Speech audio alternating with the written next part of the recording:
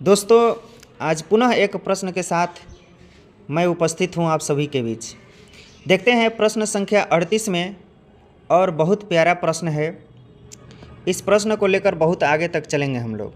तो प्रश्न कह रहा है कि निम्न में से कौन भारत की संसद का भाग नहीं है। ऑप्शन ए में है राष्ट्रपति, बी में है मंत्रिपरिषद, और सी में है लोकसभा तथा डी में है राज्यसभा। तो संसद के भाग नहीं है, तो इसका ऑप्शन तो साधारण है कि इसका ऑप्शन हो जाएगा बी, यानी मंत्रिपरिषद संसद का भाग नहीं है। चलिए अब चलते हैं हम लोग संसद में।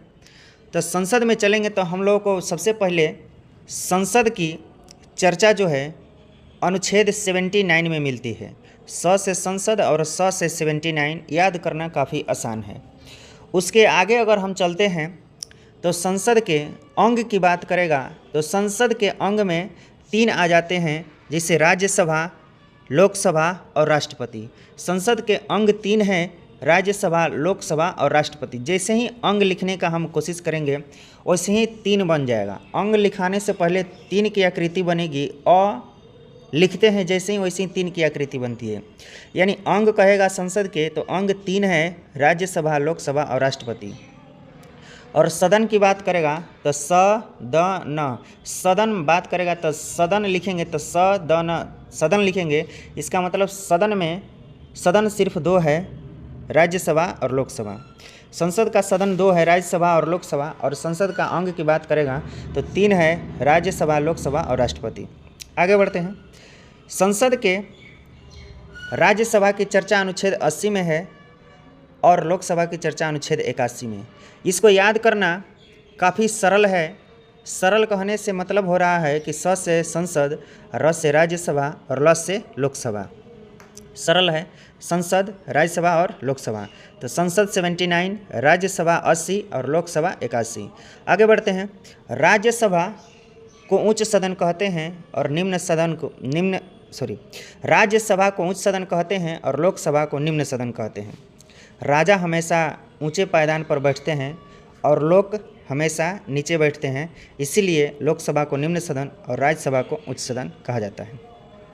राज्यसभा अस्थायी सदन है जबकि लोकसभा अस्थायी सदन है, क्योंकि राज्यसभा कभी विघटित नहीं होती है, इसीलिए यह अस्थायी सदन है। इसके प्रत्येक 2 वर्ष पर 1/3 सदस्य सेवानिवृत्त होते हैं और 1/3 सदस्य पुनः चुन लिए जाते हैं। तो इसीलिए यह कभी भंग नहीं होता है और इसको अस्थायी सदन कहा जाता है। और लोकसभा हर 5 वर्ष पर विघटित हो जाती है, इसीलिए इसे अस्थायी सदन कहा जाता है।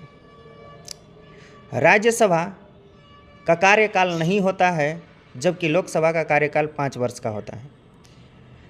राज्यसभा के सदस्य कार्यकाल 6 वर्ष का होता है, जबकि लोकसभा के सदस्य कार्यकाल 5 वर्ष का होता है। राज्यसभा के सदस्यों की न्यूनतम आयु 30 वर्ष होती है, वही लोकसभा के सदस्यों की न्यूनतम आयु 25 वर्ष होती है। राज्यसभा में वर्तमान सदस्य संख्या 245 है और लोकसभा में वर्तमान सदस्य संख्या 543 है। राज्यसभा में राष्ट्रपति द्वारा मनोनीत सदस्य 12 हैं, वही राष्ट्रपति लोकसभा में मनोनीत करते थे 2 सदस्यों को, परंतु 104वां संविधान संशोधन 2019 के तहत 2020 में लोकसभा में एंग्लो इंडियन के पद को समाप्त कर दिया गया। आगे बढ़ते हैं। आगे कह रहा है कि राज्यसभा का गठन 3/4/1952 को हुआ था। राज्यसभा का गठन 3 तारीख 4 महीना 1952 को हुआ था। वही लोकसभा के गठन की बात करें तो लोकसभा का गठन 17/4/1952 को हुआ था। अब राज्यसभा के प्रथम सभापति, यानी राज्यसभा के जो सभापति होते हैं वह उपराष्ट्रपति कहलाते हैं। तो राज्यसभा के सभापति या उपराष्ट्रपति प्रथम कौन थे, यानी राज्यसभा के प्रथम सभापति कौन थे? तो राज्यसभा के प्रथम सभापति डॉक्टर सर्वपल्ली राधाकृष्णन थे। इनको एस राधाकृष्णन भी कहा जाता है। वही अगर लोकसभा के प्रथम अध्यक्ष की बात करें तो गणेश वासुदेव मावलंकर हैं, इनको जीबी मावलंकर भी कहा जाता है। वही राज्यसभा के वर्तमान सभापति की बात करें तो वर्तमान में जगदीप धनखड़ हैं, और लोकसभा के प्रथम अध्यक्ष की बात करें